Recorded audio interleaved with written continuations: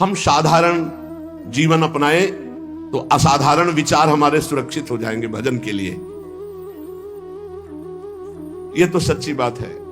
विलासिता का स्वयं का जीवन नहीं होना चाहिए। हमारे पास जो सुख सामग्री वो दूसरों के लिए है, अपने लिए जिससे कम खर्चे से काम चल जाए वैसे चलाना चाहिए।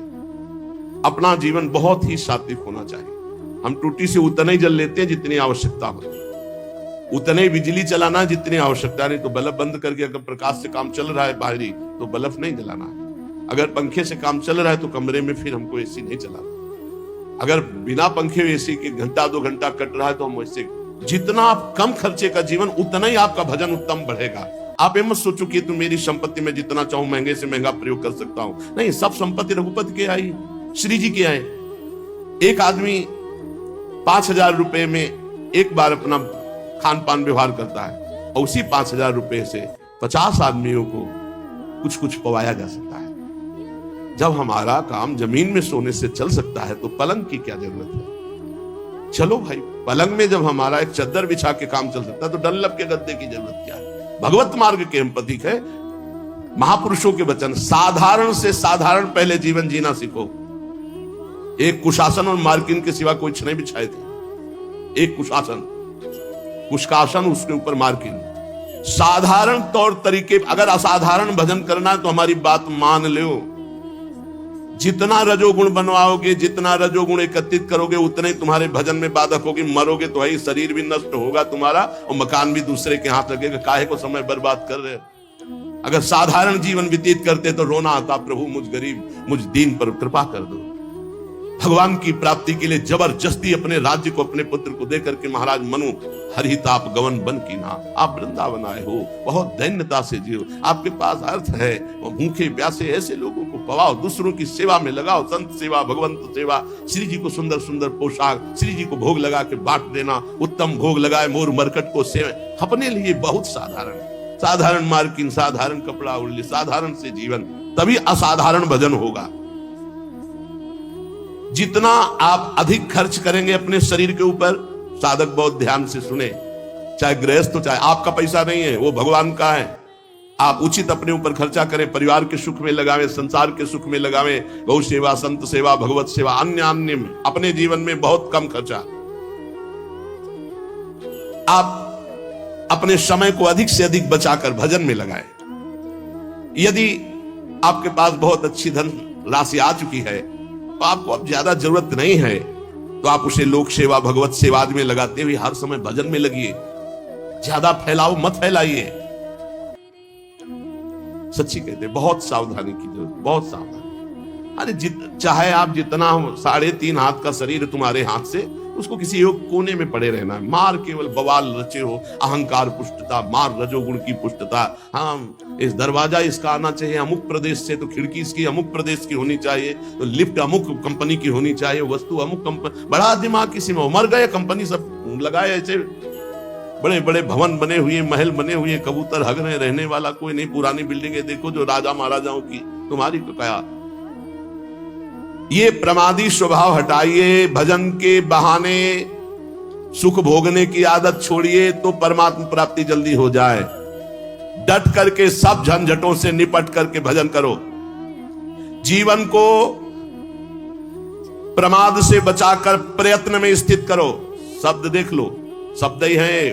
प्रमाद से हटाओ और प्रयत्न में लगाओ। इतने माला भजन, इतना पाठ, इतना जाकर के राधा के कुंज में करना, इतना एकांत में पाठ करना, ऐसे ऐसे अपनी दिनचर्या इतनी फिट कि उसको तोड़ना नहीं किसी भी स्थिति में। परमात्मा को भुला देने वाले सामग्री, विषयों, इन सबको हटा दो। अभी लगन नहीं लगी, इसलिए जहां तुम्हारा वास है वहां कोई भी ज्यादा भगवत विमुख करने वाली वस्तुएं अच्छी नहीं होनी चाहिए। बात ध्यान रख लो। जहां वास कर रहे हैं पूरे में राधा राधा राधा राधा राधा राधा राधा, गुरुदेव राधा वल्लभ, गुरुदेव राधा वल्लभ। जहां दृष्टि, उनकी पोशाक, उनकी माला, उनकी, बस एक आसन शयन के लिए, एक आसन बैठने के लिए, बस। आधुनिकता का जितना दर्शन होगा रजोगुण बढ़ेगा, भजन हटेगा। मान लीजिए, बहुत सावधान रहिए। वृंदावन है, वृंदावन की थोड़ा तो रहनी रखो। राधा राधा राधा राधा। यार कभी ऐसा भी करो ना, एक टाट बिछा के सो, हाथ की तकिया रज के पात्र रखे हुए कमरे में, उसमें भोजन प्रसाद पाया, टाट बिछा हुआ है, हाथ की तकिया में सो गए, नहा लिया, अपनी दिनचर्या में कुछ खर्चा नहीं, एक छोटे से पंखे से काम चला दे। अगर आजकल इतनी बिल्डिंगें बन रही कि वायु बाहर की नहीं मिल, शरीर को जैसे रखो वैसे रहेगा। शरीर को जैसे रखो, वर्षों कभी बिजली नहीं रखी यही हित धाम में कटवा के, जैसे रखो। थोड़ी देर पसीना पसीना, जितनी नींद आनी आनी, उठ के बैठ गए, फिर मंत्र जो हमको सोने के लिए है। नींद को जितना ना आ जाए ना होना, राधा राधा आज नहीं आई तो कल आ जाएगी, कल नहीं तो परसों आ जाएगी। भजन तो हमारा हो रहा है। भगवान का आश्रय समस्त शक्तियों को जागृत कर देता है, भोगों का आश्रय समस्त शक्तियों को ढक देता है। इस बात को समझिए। बहुत दुर्भाग्य है जो हमें सुविधा अच्छी लगे, बहुत दुर्भाग्य, सच्ची मानिए। अंदर की स्थिति को तुम नहीं जानोगे, बाहर की बातें देखते हो। बड़ा दुर्भाग्य है जब सुविधा में भजन किया जाए, बड़ा सौभाग्य है जब असुविधा में भजन होता है। जो असुविधा में भजन किया महापुरुषों ने, वो सुविधा में, वो तो सुविधा भ्रम है, सुविधा भ्रम है। देखो, पूज्य श्री रघुनाथ दास गोस्वामी जी के पिता ने रसोईया, रुपया, सब व्यवस्था, सेवक जन भेजे कि अब जब जगन्नाथपुरी में ही रहेगा बेटा बाबा जी बन के, तो सारी सुविधाएं। अपने आप वैरागी को कोई शिक्षा नहीं देनी होती। एक दो दिन भोग बनाया, महाप्रभु चैतन्य देव को पवाया, फिर कहा कि जब हम भगवत मार्ग में चले तो मेरे प्रभु के द्वारा मेरा भरण पोषण होना चाहिए, ये पिता के द्वारा वही भोगा नहीं, वापस कर दिया। और जगन्नाथ जी के सिंहपौर पर जो भिक्षुक जन है उनके बीच में खड़े हो गए, तो भिक्षुक जनों का तो अभ्यास था, दौड़ दौड़ के आगे लेते, वो गंभीरता से खड़े रहते, जब कोई उनकी तरफ देख कर दे देता तो वही पा लेते, नहीं रात दिन भजन करते। इस वृत्ति को भी ठीक नहीं समझा। फिर एक अन्य क्षेत्र से थोड़ा अन्य, इस वृत्ति को भी सुविधाजनक समझा। रात्रि में जो प्रसाद फेंक दिया जाता, गौएं भी नहीं पाती, वो उठाकर धोकर फिर पाते, रात दिन नाम जप। महाप्रभु चैतन्य देव जी को जब गोविंद जी के द्वारा पता लगा कि ऐसे रघुनाथ दास जी, तो चुपचाप रात्रि में गए और भोग लगा को पाना ही शुरू किया था कि ऐसे, और कहा इतना स्वादिष्ट अमृत जैसा भोग अकेले अकेले पाता है रघु, मुझको निमंत्रण नहीं दिया। अरे प्रभु आपके लायक नहीं। बोले यही तो अमृत है। भगवान का आश्रय समस्त शक्तियों को जागृत करता है और भोगों का आश्रय इस समस्त शक्तियों को ढक करके पाप ताप संताप उत्पन्न करता है। जो भगवान का आश्रय ले लेता है, भगवान उसके सारे दोषों को अपना दोष मान लेते हैं, सारे उसके अपराधों को स्वयं मिटा देते हैं। भगवान के बल के समान कोई बल नहीं, इसलिए उपासक को अपना बल नहीं, भगवान का बल का भरोसा रहकर निर्भय हो जाना चाहिए। थोड़ी रहनी सुधार लो प्रभु, थोड़ी रहनी सुधार लो, थोड़ा साधारण जीवन जियो तो असाधारण भजन होने लगे। ये सब ठीक है। बाहर सच्ची कहते हैं, दुर्भाग्य समझो जो सुविधाजनक जीवन जीकर भजन करना चाहते हैं, जो साफ सुविधाओं को ठुकरा करके, साफ वैभव है लेकिन बहुत अकिंचन जीवन जीते हैं, बलिहारी उनके जीवन की। भगवान जितनी रचना रचे उसका प्रतिक्षण परिवर्तन हो रहा है और नाश की तरफ जा रही है। शरीर से लेकर जो भी आप देख रहे हो, गो गोचर जहां लघु मनुजाई, सबका परिवर्तन हो रहा है, सब नाश की तरफ जा रहा है। ये क्षण ध्वंसी है, किसी भी क्षण में नष्ट हो सकता है। जो तुम देख रहे हो सब, यहां का मिलना संतोषजनक नहीं है। यहां व्यक्ति मिल जाना, वस्तु मिल जाना, स्थान मिल जाना, यहां कोई संतोषजनक नहीं, क्षणिक है, दुखद है। श्री भगवान पर विश्वास करके सर्व प्रकार से उनके ऊपर निर्भर होकर जो भजन करता है वो मंगल को प्राप्त होता है। क्षणभंगुर शरीर का क्या पता कब नाश हो जाए। भगवान की इच्छा से जो कुछ है उसी में संतुष्ट रहो। जो तुम्हारे पास है वो दूसरों की धरोहर है, तुम्हारी नहीं है। तुम कम से कम खर्चे में जीवन व्यतीत करो। इस नाट्यशाला में, जगत नाट्यशाला में भगवान के खेल को, सृजन पालन संहार, तीन खेल के रहस्य को जान करके खूब नाम जप करो। पता नहीं कल किसका आए कि ना आए। भगवान बहुत समीप है हमारे, उनसे अधिक समीप अन्य कोई भी नहीं है। उनका जितना चिंतन करोगे उन्हें जितना अपने समीप देखोगे उतना ही तुम परम सुखी होने लगोगे और भगवान तुम्हें दिखाई देने लगेंगे कि नजदीक है। जब तक अपनी इंद्रियों को वश में नहीं करोगे, मन को वश में नहीं करोगे, तब तक परमात्म स्थिति नहीं आती। श्री भगवान ने गीता जी में अर्जुन जी से कहा कि जो योग युक्तो विशुद्धात्मा विजितात्मा जितेंद्रियः सर्वभूतात्म भूतात्मा कुर्वन्नपि न लिप्यते, जिसकी इंद्रियां भजन के प्रभाव से वश में हो गई हैं, जिसका अंतःकरण मन बुद्धि चित्त अहंकार निर्मल हो गया है, जिसका शरीर पवित्र हो गया है, साधन करते करते शरीर वश में, इंद्रिया वश में, मन वश में, बुद्धि वश में, चित्त वश में, अहम वश में, संपूर्ण प्राणियों के आत्मस्वरूप भाव में जो स्थित है, अब उसको कोई कर्म नहीं बांध सकता।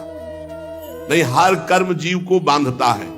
जिसकी इंद्रियां वश में है, जिसका मन वश में है, जिसका शरीर पवित्र हो चुका है, निष्पाप, वो पुरुष कुछ भी जो कर रहा है कभी वो पाप को प्राप्त नहीं होगा। कोई भी कर्म उसे बांध नहीं सकता। इसी को तो जीवन मुक्तता कहते हैं, परम आनंद। देखो भगवान कह रहे हैं, नैव किंचित करोमीति युक्तो मन्येत तत्त्ववित् पश्यन् श्रवन् स्पृशन् जिघ्रन् नश्नन् गच्छन् स्वपन् श्वसन् प्रलपन् विसृजन् ग्रहणन् निन्मिषन्नपि इंद्रियाणि इंद्रियार्थेषु वर्तन्ते इति धारयन्। हे अर्जुन, जो तत्व को जानने वाला पुरुष है, संयमी पुरुष है, जिसने अपनी इंद्रियों पर विजय प्राप्त कर ली, मन पर विजय प्राप्त कर लिया है, जो सब जगह अपनी आत्मा को देखता है, नैव किंचित करोमीति युक्तो मन्येत तत्त्ववित्, वो तत्व को जानने वाला सांख्य योगी किंचन मात्र कुछ नहीं करता है और सब कुछ करता है। पश्यन देखता हुआ, श्रवण सुनता हुआ, स्पृशन छूता हुआ, जिघ्रन सूंघता हुआ, असनन खाता हुआ, गच्छन चलता हुआ, ग्रहणन ग्रहण करता हुआ, प्रलपन बोलता हुआ, विसर्जन मलमूत्र का त्याग करता हुआ, स्वपन सोता हुआ, श्वसन श्वास लेता हुआ, उन्मिषण आंख खोलता हुआ, निमिषन मूंदता हुआ, इंद्रियाणि इंद्रियार्थेषु वर्तन्ते इति धारयन्। उस ज्ञानी महात्मा को पता है कि संपूर्ण इंद्रिया इंद्रियों के विषय में बरत रही हैं, किंचित एवं न करो भी इति मन्येत, मैं स्वयं कुछ भी नहीं कर रहा हूं। बहुत गूढ़ विषय है। पश्यन् श्रवन् स्पृशन् जिघ्रन् नश्नन् गच्छन् स्वपन् श्वसन्, ये सब क्रियाएं हो रही, बड़ा उच्च कोटि की अवस्था। ग्रहणन प्रलपन विसर्जन स्वपन श्वसन उन्मिषण निमिषण अपि इंद्रियाणि इंद्रियार्थेषु, सूंघता हुआ, देखता हुआ, खाता हुआ, चलता हुआ, ग्रहण करता हुआ, बोलता हुआ, मलमूत्र का त्याग करता हुआ, सोता हुआ, श्वास लेता हुआ, आंख खोलता हुआ, मूंदता हुआ, संपूर्ण इंद्रिया इंद्रियों के विषय में बरत रही, मैं कुछ नहीं कर रहा। ऐसे महापुरुष के द्वारा जो भी कुछ होता उसको कुछ नहीं भोगना पड़ता, न पाप न पुण्य। पूरे संसार का संहार हो जाए तो कोई पाप नहीं, पूरे संसार का पुण्य हो जाए तो कोई उसको पुण्य नहीं, क्योंकि वो देख रहा है कि इंद्रिया इंद्रियों में बरत रहे, गुण गुणों में बरत रहे हैं, मैं इन सब से विलग हूं। ये स्थिति जीवन मुक्त महापुरुष की होती है, जहां शरीर और इंद्रिय मन बुद्धि बदलते रहते हैं, पर हम उनको देखते रहते हैं, हम नहीं बदलते। शरीर बदला, बाल्यावस्था, जवानी, बुढ़ापा, लेकिन हम वही हैं जो देखने वाले हैं। पहले रजोगुणी बुद्धि थी, फिर सतोगुणी आ गई, लेकिन हम बुद्धि को देख रहे हैं, हम बुद्धि नहीं है, बुद्धि को देखने वाले। इंद्रियां पहले चंचल थी, फिर शांत हो गई, हम इंद्रियों को देख रहे हैं, दृष्टा है, हम इंद्रिय नहीं है। मन को भी हम देखने वाले हैं, हम मन नहीं है। स्वयं हम परमात्मा के स्वरूप हैं। जैसे अंश कहा जाता ना, चाहे एक चम्मच गंगा जल हो तो गंगा जल, और चाहे एक बहुत बड़े टैंकर भर के तो गंगा जल, और चाहे पूरी धारा तो गंगा जल। परमात्मा का अंश जीव परमात्मा स्वरूप ही है। पूर्ण परमात्मा का अंश जीव परमात्मा स्वरूप ही, ये बात मान लो। चेतन अमल सहज सुख राशि, बदलने वाले के साथ एक है। संसार बदलने वाला, इंद्रियां बदलने वाली, शरीर बदलने वाला, बुद्धि बदलने वाली, मन बदलने वाला, चित्त बदलने वाला, अहंकार बदलने वाला, लेकिन जो मैं था वही मैं हूं, वही मैं रहूंगा। जिसको ये ज्ञान होता है वो सब कार्य करता हुआ कभी बंधता नहीं है। आप कभी बदलने वाला नहीं है, आप स्पष्ट देख लीजिए, आप कभी बदला नहीं, वो ज्यों का त्यों रहता है। जब आप अपने आप को भूलकर बदलने वाला मान लेते हैं तो आपको जन्म मरण ये होगा, फिर आपको हर कर्म का फल मिलेगा, क्योंकि आप भोक्ता और कर्ता भाव स्वीकार किया। अगर स्वीकार ना करे तो कुछ भी उसको दंड नहीं मिलेगा, किसी भी तरह उसे नहीं भोगना पड़ेगा। यह बात तुम केवल दृढ़ता से मान लो, मानने से ही तुम्हारी मुक्ति हो जाएगी, मानने से ही तुम जान जाओगे, अनुभव हो जाएगा। केवल मेरी बात मान लो। तत्व प्राप्ति किसी साधना से नहीं होती, मानने से होती। चाहे ध्यान से सुनिए, चाहे वो कैसा हो, कोई अधिकारी हो या अनाधिकारी, अंतःकरण शुद्ध हो या अशुद्ध, इससे कोई मतलब नहीं, क्योंकि ये तुम हो ही नहीं। और इससे बड़ा कोई ज्ञान से पवित्र कोई तीर्थ नहीं है। अगर तुम भगवत प्राप्ति चाहते हो, तुम्हें भगवत प्राप्ति की लगन है, तो इस बात को समझो, शरीर संसार ये तुम नहीं हो, ये तुमसे अलग है। ऐसा अनुभव होता है। जबान चराना, नेत्र चराना, वो इंद्रियों की गुलामी में घूम रहे, इसलिए समझ में नहीं आ रहा। ये बहुत बढ़िया बात है। यद्यपि मृषा छूटति कठिनी, अगर समझ जाओ तो केवल समझने की बात है, कुछ करने की नहीं। भगवत प्राप्ति समझने की बात है।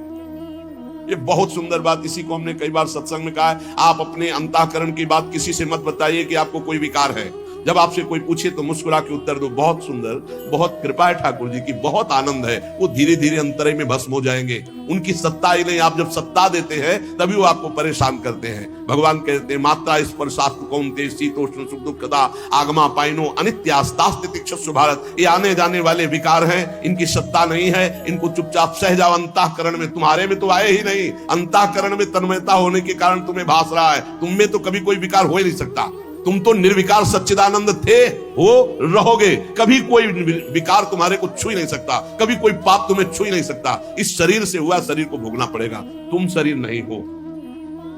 अब इतना ज्ञान हो जाए तो जीवन मुक्त हो जाए। एक मार्मिक बात है जिसकी तरफ साधक ध्यान नहीं देता, वो ये कि परमात्मा की प्राप्ति करने से नहीं होती, मानने से होती। और सब करने में लगे, सब करने में लगे। और यहां कह रहे एक साधक इस तरफ ध्यान नहीं देता। परमात्मा की प्राप्ति स्वतः सिद्ध है, करने से नहीं, मानने से होती है। मानते करके मान लो या मान के जान लो। जो सत्संग सुनते हैं उनको जो प्राप्त होता है वो 50 वर्ष साधना करने पर भी नहीं। साधक में बहुत अंतर मिलेगा, एक सत्संगी और एक एकांतिक। तो बहुत अंतर होगा। सत्संगी बहुत अपने बचाव पक्ष का जोरदार ज्ञाता होगा। परमात्मा प्राप्ति करने का भाव बाधक है। कैसा? मैं परमात्मा प्राप्ति करूंगा साधना से, बहुत लंबा समय होगा और किसी महापुरुष का जब संग मिलेगा तो तुम मानने पे आ जाओगे, तो जान जाओगे। अगर अभी मानने पे आ जाओ तो जल्दी जान जाओगे। हम लोगों के दिमाग में बैठा है कि 10-20 वर्ष कम से कम भजन करेंगे तब अंतःकरण पवित्र होगा, तब हम कुछ जान पाएंगे। तो पक्का 10-20 वर्ष भजन करना पड़ेगा। अगर आपको ये तो जानने की बात है, हमें बताया जा रहा है कि मैं परमात्मा हूं, मेरे में कभी विकार होते ही नहीं। तो जब अंतःकरण विकार युक्त है तो दृष्टा भाव से देख रहा, मेरे में तो विकार है नहीं, मैं तो सुना हूं निर्विकार हूं, बहुत शांति मिलेगी। उसी समय वो विकार नष्ट होने लगेंगे। बड़ा बड़ा जप अनुष्ठान, ध्यान अनुष्ठान, ये सब जो करके प्राप्त करने के बहुत लंबा समय लगेगा। करने से कर्तृत्व भाव पुष्ट होता है, कर्तृत्व भाव आने से व्यक्तित्व भाव होता है, और व्यक्तित्व में ही सारे प्रकृति के विकार जुड़े हुए हैं, उसी में फिर वो रच पच जाता है। बड़ा सूक्ष्म विषय, क्योंकि ये पूर्व का है इसलिए बहुत आनंददायक है। शरीर से तदात्म कर्तृत्व भाव से हुआ है। निर्लिप्तता का अनुभव करना ही है, चाहे जिस मार्ग से करो, कर्म योग से, भक्ति योग से, ज्ञान योग से। इसलिए क्रिया की मुख्यता साधक में रहती है भगवत प्राप्ति का। तो आप बोलो क्या करूं, क्रिया की मुख्यता रहती है। आप बोलो मैं क्या करूं, मैं ये करता हूं, मैं ये करता हूं, मैं इतना पाठ करता हूं, मैं ये करता हूं, ये करता हूं। किसको लेके बोल रहे हो? वाक्येंद्री से पाठ कर रहे हो, शरीर से सेवाएं कर रहे हो, चेष्टाएं कर रहे हो, लेकिन तुम तो इससे अलग हो ना। इतना ज्ञान है कि नहीं? अगर इतना ज्ञान नहीं तो सब कुछ अहंकार की धारा में हो रहा, वो सुख कर्म के अंतर्गत आ जाएगा। जब अहम की धारा शरीर से जुड़ जाती तो भाषा बदल जाती है। सुनना भाषा, पहचान लेना। मैं करता हूं, मैं खाता हूं, मैं पीता हूं, मैं बोलता हूं, मैं चिंतन करता हूं, मैं निष्कामी हूं, मैं कामी हूं, मैं क्रोधी हूं, मैं क्षमावान हूं। मैं के आगे जितना जुड़ गया वो सब प्रकृति राज्य है। क्रिया होती शरीर से, वो मान रहा मैंने किया। हर इंद्रियां क्रिया कर रही हो, हमारी इंद्रियों के कर्ता बने बैठे हैं। काम क्रोध आ रहे हैं, अंतःकरण में मान रहे हम अपने में। इसीलिए जीवन मुक्त होना कठिन कहा गया है, क्योंकि सोचते कुछ करके जीवन मुक्त होंगे। जो करोगे जीवन मुक्तता जो है उसी को ढकने वाली बन जाएगी। इसलिए महापुरुष अकर्ता होते हैं, अचाह होते हैं, पूर्ण काम होते हैं। बोले साधना करते करते हो गए? नहीं, हमारा स्वरूप ही पूर्ण काम है, सिद्ध है। चाहे अभी मान लो, चाहे 50 वर्ष साधना करने के बाद मान लेना। नैव तस्य कृतेदार्थो ना कृते नेह कश्चन। वास्तव में स्वयं में कभी कोई क्रिया होती नहीं, और शरीर बिना क्रिया के रह नहीं सकता। जब स्वयं निर्लेप रहता है तो शरीर से पवित्र आचरण होते, पापाचरण नहीं। चुप हो जा, क्या कह रहे? सबसे बड़ी साधना है चुप हो जा, अलग देखो अपने आप, शरीर से, इंद्रियों से, अंतःकरण से। चुप हो जाओ। तुम करता नहीं, परंतु गलती यही होती कि चुप नहीं रह पाते, शांत नहीं रह पाते, सत्ता का अनुभव नहीं कर पाते। बस क्रियाओं में हम फंस गए हैं, स्वयं में कोई क्रिया नहीं है। इसीलिए भगवान कहते हैं वो महापुरुष जो स्वयं को जान गया, वो पश्यन, श्रवण, स्पृशन, जिघ्रन, असनन, गच्छन, ग्रहणन, प्रलपन, विसर्जन, स्वपन, श्वसन, उन्मिशन, निमिशन अपि इंद्रियाणि इंद्रियार्थेषु। देख लो, देखता हुआ किससे देखता है? कौन देख रहा है? बोले नेत्रेंद्री देख रही है। किसको देख रही? अपनी प्रकृति को ही। प्रकृति के बने हुए नेत्र प्रकृति को देख रहे हैं। आप इसके दृष्टा हैं। किसके? नेत्रेंद्री के। आप नहीं देख रहे। देखने का काम नेत्रेंद्री है। आप देख लीजिए, नेत्रेंद्री बंद हो गई। अब बताओ सामने कौन बैठा हुआ है?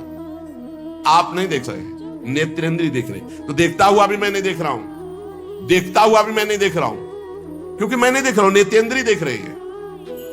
सुनना काम किसका है? श्रवणेंद्री का। अगर श्रवणेंद्री को अभी बंद कर दिया जाए तो आपको बाहर खूब बातें हो रही नहीं सुनाई देंगी, आप नहीं सुन सकते, क्योंकि सुनने का काम श्रवणेंद्री का है। तो मैंने नहीं सुना, श्रवणेंद्री सुना, मैं उसका दृष्टा हूं, साक्षी हूं। छूने का काम स्पर्शन त्वगेंद्री से, त्वगेंद्री के बिना स्पर्श का अनुभव नहीं होता। जिघ्रन, सूंघने का काम घ्राणेंद्री। असनन, खाने का स्वाद लेने का काम रसेंद्री। गच्छन, चलने का काम कर्मेंद्रियों में चरण। ग्रहण करने का काम हस्तेंद्री। प्रलपन, बोलने का काम वाकेंद्री। मलमूत्र त्याग करने का गुदाएंद्री। स्वपन, सो रहा है, श्वास ले रहा है, आंख खोल रहा है, मूंद रहा है। संपूर्ण इंद्रियां सब इंद्रियों में बरत रहे। इसको मैं जानने वाला हूं, लेकिन मैं देखता, सुनता, खाता, पीता नहीं हूं। खाने पीने का काम प्राणों का है, प्राण पोषण। मैं प्राण थोड़ी हूं, मैं तो आत्म तत्व हूं, भगवत स्वरूप, ईश्वर का अंश हूं। ये ज्ञान जिसको हो गया तो कह रहे किंचन मात्र कभी कोई उसके ऊपर बंधन नहीं रहता। सिद्ध महापुरुष के ऊपर कोई, इसीलिए सुधानिधि में भी ये लिखा है कि जो महापुरुष राधा वल्लभ लाल के रहस्य मार्ग में प्रविष्ट हो चुका है, देहातीत भाव, अब वो चाहे विषय ग्रहण करे या त्याग कर दे, बहिर्मुख पुरुषों के पास बैठे हो, एकांत बैठे हो, कैसी भी स्थिति में रहे, उसे कोई नहीं फंसा सकता। विषयान ग्रहणंतु मुंचन्तु वा कैर्वा भाव रहस्य पारंगमति श्री राधिका प्रेसा। एक स्थिति है, नहीं किंचित करोमि। इसका तात्पर्य नहीं है कि वर्तमान में वो कुछ शरीर से उसकी क्रिया नहीं, शरीर से क्रिया हो रही पर कर्तृत्व भाव नहीं, कर्ता भाव नहीं। इसको बहुत सरल ढंग में निपटा सकते हो अपने लोग। कर्तव्य भाव भी है, मैं कर रहा हूं लेकिन प्रभु के लिए कर रहा हूं, प्रभु को समर्पित कर दिया। जो गति इसकी होगी ज्ञानी की, वही गति भक्त की होगी। सरलता पूर्वक समझ लीजिए। अहंकार को बिना समर्पित किए काम बनने वाला नहीं, चाहे ज्ञान से, चाहे कर्मयोग से, चाहे भक्ति योग से। ये जो कर्ता और भोक्ता भाव है, यही हमें भगवत प्राप्ति नहीं होने दे रहा। अगर ये बात समझ में आ रही हो, थोड़ा पवित्र बुद्धि हो गई हो, तो आप देख लो। अगर नहीं समझ में आए तो बिल्कुल सरल बात है, भगवान इसी की प्राप्ति के लिए कहते हैं यत करोषि, जो तुम कर रहे हो मेरे को समर्पित कर दो।